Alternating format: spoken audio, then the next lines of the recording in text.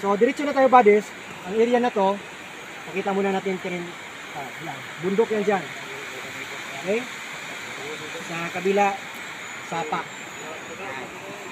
Okay. Ang sapa na to, didiretso doon. May sapa din sa gilid, Y river na yan. Nag-letter Y na. Okay? Hindi ito maubusan ng tubig. Ang tubig na ito. Nag-letter Y na ang river.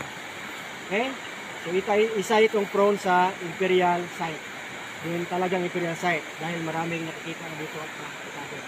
So, ang unahin natin ngayon, papakita namin ang marker na to. Tingnan natin ito. Tinatawag natin ito na BBM or Big Boulder Marker. Kung pansinin nyo, dito lang yung water element dito, ito. Yan. Kurba yan. Water ang meaning yan. Tubig. Okay?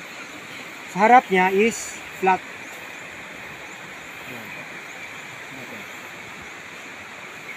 Flat na siya. Then, mayroon siyang portion na didiretso sa baba. Yan. Kasi yung palad mo, yun. Okay? May hole dito, isa. Cutted yan. Tingnan yung cutting. Saka yung cutting dito. Parallel na siya. Ganyan. Ibig sabihin, nakaslope ang area na to. So, tingnan naman natin, slope type yan. Ginsapa doon. Okay. Gamit tayo ng compass. Ito na base point natin. From this cone, yan. So, 180 degrees. Papunta doon. Pabalik dito, back azimuth is code 1. Also north. Kaya makita natin tong water element marker dito. Tubig yan. Norte.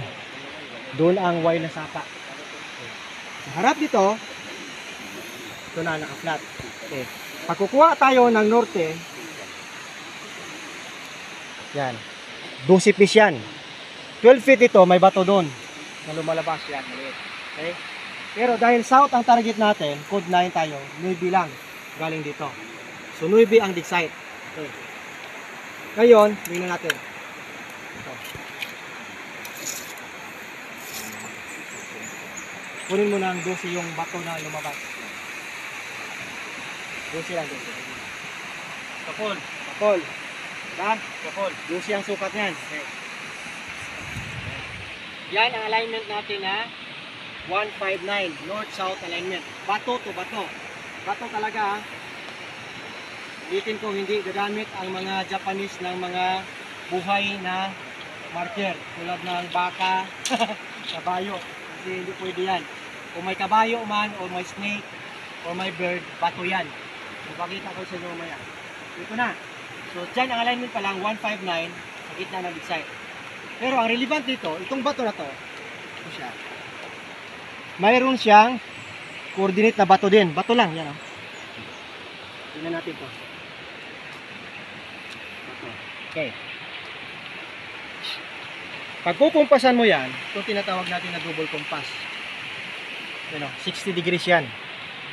Yan. 60. Back azimuth niya is 240. Dito. So, given ang dalawang bato. Missing ang isa. Okay. So, nakabase ito sa triangulation. Mamaya ko na-explain yan. Okay. Tingnan muna natin. Okay. Itong bato na to, pag-aapakan ko, straight siya dyan. North-south. Pag kukuha ako ng bearing, yan. 315 degrees, may bato dyan. Flat. Yan. Yan na. Okay. Sa kabila naman, pag kukuha ako ng bearing dito, yan. Yan. Sabi ko, 60 degrees. Diretso itong tatlong bato yung sunod. Okay. So, ito. Flat ito. North-south naman alignment ito. May bato din dito na flat. Yan. Okay. Flat din to. Fix to ha, hindi to na move. Sa harap nila, yan. Mag-triangle ka naman. Ito. May bato dito na naka-fix.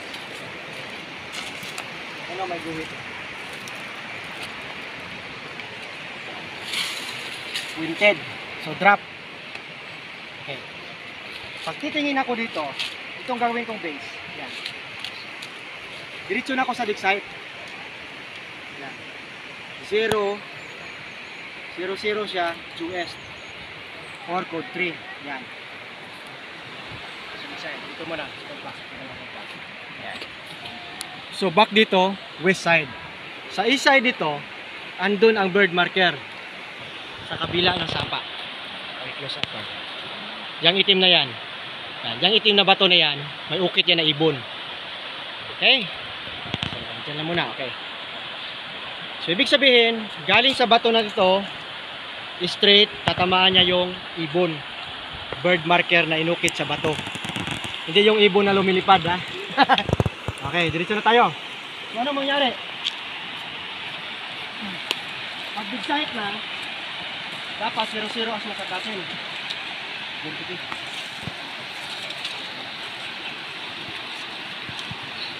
From flat wall, yan. To dig site, maybe.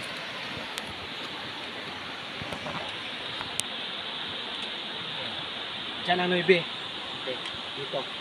Tatamaan to. Okay, yan. Okay, kita nyo? Saan ang base? Ito. Maybe yan. Pag didiretso ka sa isang bato, 12 yan. So, north-south alignment. I-straight ka naman dito, ito na, paghukay natin, 5x5, para maklirig. This bit pala ito, trenching. Ang nangyari, ito ang nakita natin sa ilalim. Ito yung tinatawag natin na hidden trail marker. Dito ang lupa nito. Sinasabi ko tri-stone. Okay? Bakit? Given ang dalawa, sakto sa sukat, dalawang bato ang nakalabas, ang isa nakatago. So, ibig sabihin, missing length ito dito. Missing stone. So, hindi pa hinuka ito, wala ka talaga makita. Sukatin natin. Equilateral triangle to. 4-4 to. Yan. Kuha ka ng 4. 4. Yung sa kabila. Pakita lang 4. Yan. Doon. Yan. 4, sarado. Okay? Ito sa kabila. Yung dalawang given na ba to? 4 yan. Okay? Good. Okay. Dito ka, sir. Tingnan nyo. Triangulation. Ang triangulate. No? Northern Star. Okay. Parang John Deere style na. Northern Star. Salamat po. May triangle ka na nakuha. Dig site pang isa. So ito yung missing. Galing sa bato na to, yun sa isang reference yan. Saka dito, nag-triangle din yan. Ba? No. Ito naman na bato, saka yan, saka yung isa na lock dyan, lock point yan, nag-triangle din ito. Okay?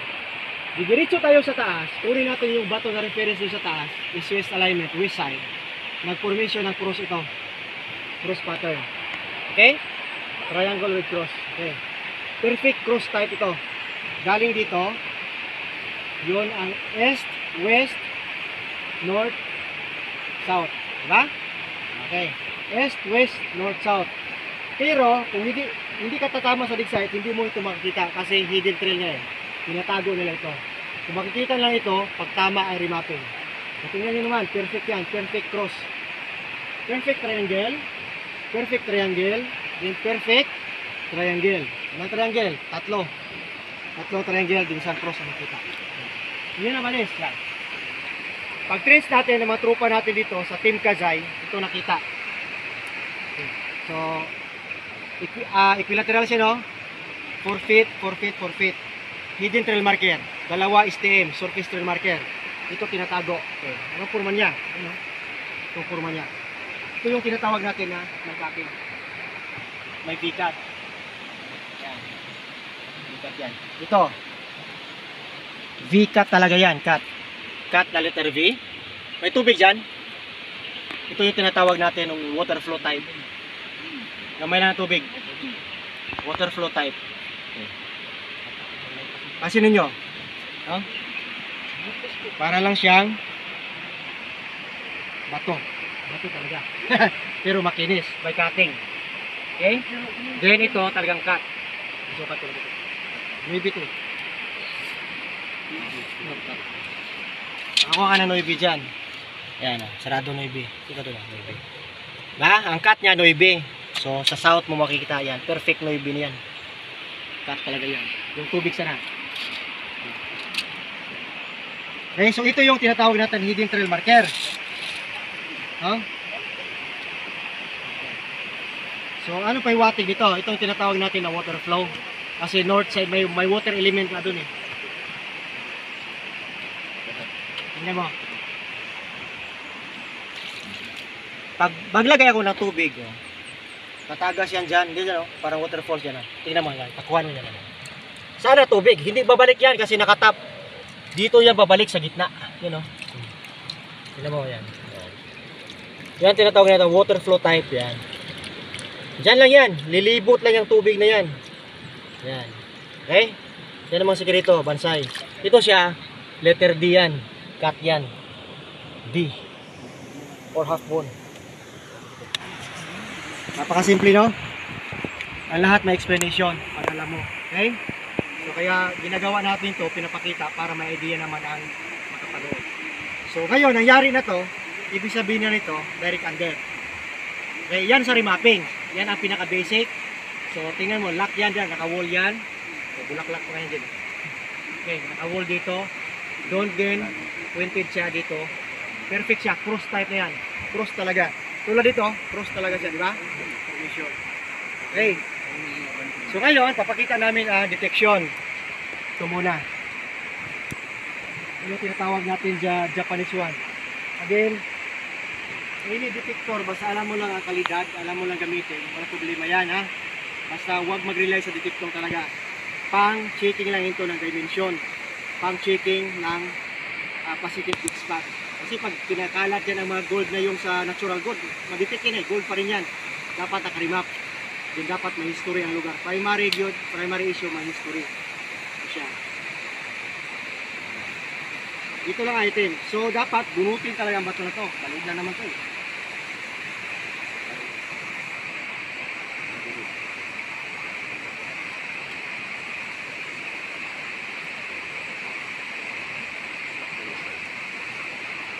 Ganyan lang sa kaliit. Ganyan to. Ganyan ang item. Okay? So dito ang item. Kung mangyari, kunin ng bato, yung direct under. Okay. Depende na anong layout ng hapon.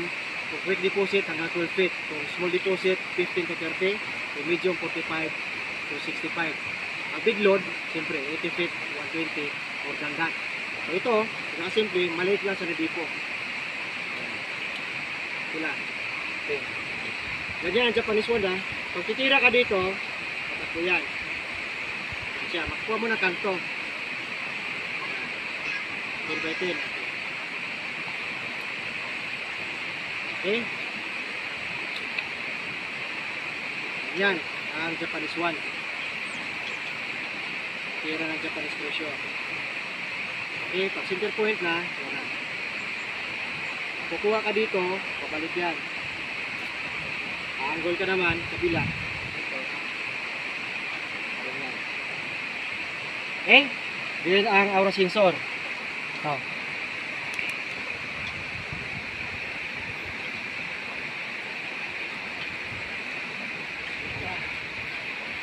Ito yung aura sensor, buddies. Laruhin na natin, hindi kami kabinta.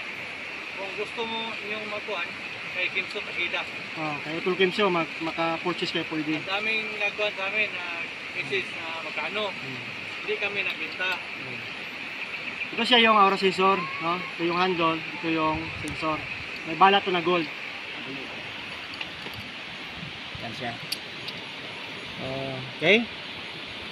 So shout out kay Sir Tuti. Dr. Tote. Dr. Tuti, yan. 54 carats yan. So ipasok natin dito sa loob. Same pa rin ang Japanese one. Okay? So pasok mo yan, lock. Okay? Lock mo din ang sensor sa handle. Ayan. Nagamit na natin. Okay. Check natin. Dapat wala kang gadget ha. Kasi ang cellphone may gold yan. Dapat wala kang cellphone dito. Wala kang anything na metal na may ginto. Wala. Kumpas lang. Wala yan. Wala namang gold to eh.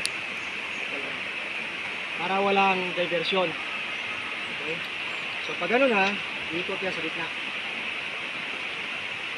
Pag nagtagilid ka, pabalik yan. Ito naman sa gilid. Okay? Okay? Kung gusto mo ng long distance, yan. Birahin mo lang yan, ha? Birahin. Hatakin. Gilid tayo.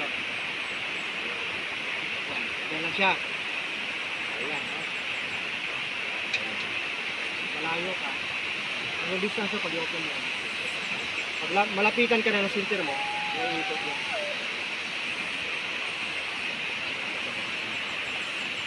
Yan ang ikot niya, ha? So again, paring Team So Takida ang pwede nyo posisyon. Kasi marami nagbinta eh. Hindi kami hindi kami sabi na bili kayo dyan, bili kayo doon. Isa lang repair namin. Ito Team So sa kay paring sister, pwede din Japanese one. Ito Team So Takida, parameter, ito, our sensor, saka pwede din Japanese one. Ayan siya. Okay? Pag lalabas ka, hindi na ikot yan. Dito lang sa gitna. Okay? Lakas yan. Kasi sensor na yun. Calibrated to. Japanese company ang gumawa nito. Okay? Nasa ba dito? Ganyan ang sikreto. No? Pero before using any detectors, dapat remap. Yan ang pinakauna. Ito pang checking na lang. So, sure ka na may load. Then, okay ang marker, STM, okay ang pattern, okay ang area. So, yun, sapol. So, pag operate yan to, dito na, sa Team Kazay. Sila na yun. Saka pag ma-hits, kami na lang nakalam. Bawal magpakita ng mga gold sa Facebook o sa YouTube na nakuha sa hukay. Ha? Maging delikado ang inyong life. Delikado yung buhay, buddies. Pag naka-hits, sikreto lang. No?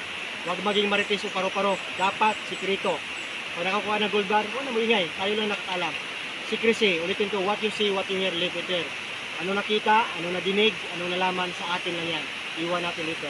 Hindi na yan kakalak. Yan ang military secrecy. Hindi tayo maging bubo, ha? Pag bubo ka yun, maghambog-hambog ka, patay ka. Maraming nag-abang sa'yo. Maraming tulisan, maraming mananakaw. Ingat ka sa buhay mo. No? Warning lang ito. Pag maka-hits na, sikreto. Marami kami na naka-hits, marami din kaming napa-hits. Sikreto yan. Ganun kami ka-confidential. Okay. Na may titingnan tayo konti. Okay na yun. Na-sub ka na. So makita, no? Okay. Pwede siya diamond type. Pwede cross. Maraming triangle. Isa, dalawa, tatlo. Ito at pangatlong triangle. Okay? Dito mayroon pang marker. Yung tinatawag natin na snake head. Yan. Okay, yan. Galing dito, nasa ano na siya eh. Side 120 degrees na siya. 120 dito sa hukay natin. Ang target niyan is southeast.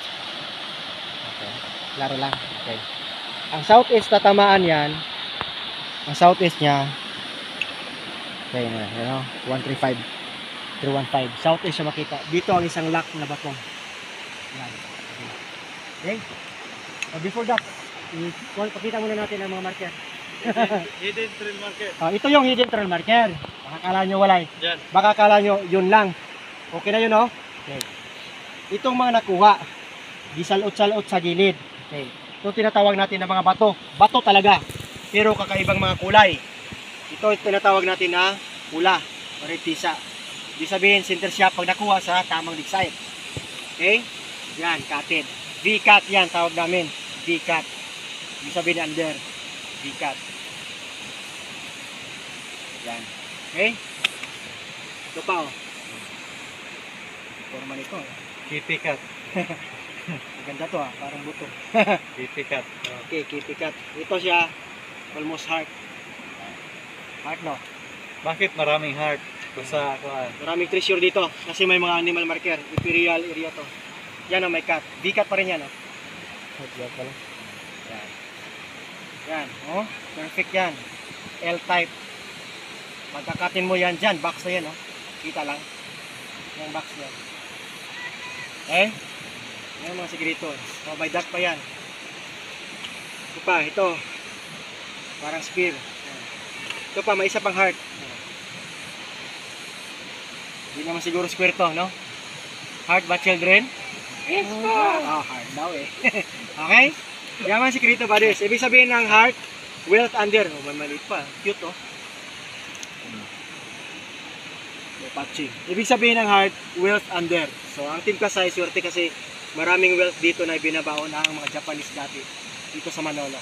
Kaya nga si MacArthur may kampo dun eh, dun banda sa lahat. Okay? Yun lang buddies, then Black Phantom, ito dito. So si Black Phantom, salamat tayo sa pag-aris ng mga schedule niya. Shout out mo lang sa tropa. Sa lahat ng mga kuan dyan, mga pulis at sundalo, Team Papa Alpha sa Surigao, salamat sa panonood palagi ng vlog ni Chris. Bansay! Say thank you. Then sa mga kumpare namin Luzon, Visayas at Mindanao, maraming salamat kay Architect Achita, salamat kay Sir Joy sa Aswal. Then congrats no kay Pink Phantom, Pink Phantom, shout out. Then sa Team Okinawa, shout out. kumpare natin dyan. Kumpare sa Team Solomon, paring Arde, basta dyan, Team Samurai. Okay? So hindi namin ma-mention, pasensya na kasi limited ang oras natin. Yun lang pinapakita namin at sana may natutunan kayo. Once again, this Chris Sniper saying eat, sleep, Ay, paring explore. Joe, paring Tata dyan. Paring Joe, paring Tata, Team Ilisi, Team Jojo sa Kajip ng mga bigger. Team Aladdin. Team Aladdin. Okay? Yun lang buddies. At patuloy pa kami sa pag-remap eh. So, yan lang muna ngayon. Yun lang pinapakita namin na ganito ang setup pag Imperial site. Maraming decoy marker pero maraming marker din na credible na mabasihan natin. Okay? Once again, Chris Sniper saying eat, sleep, and explore. Thanks for watching. Bansay! Bansay. Bansay! Sayonara!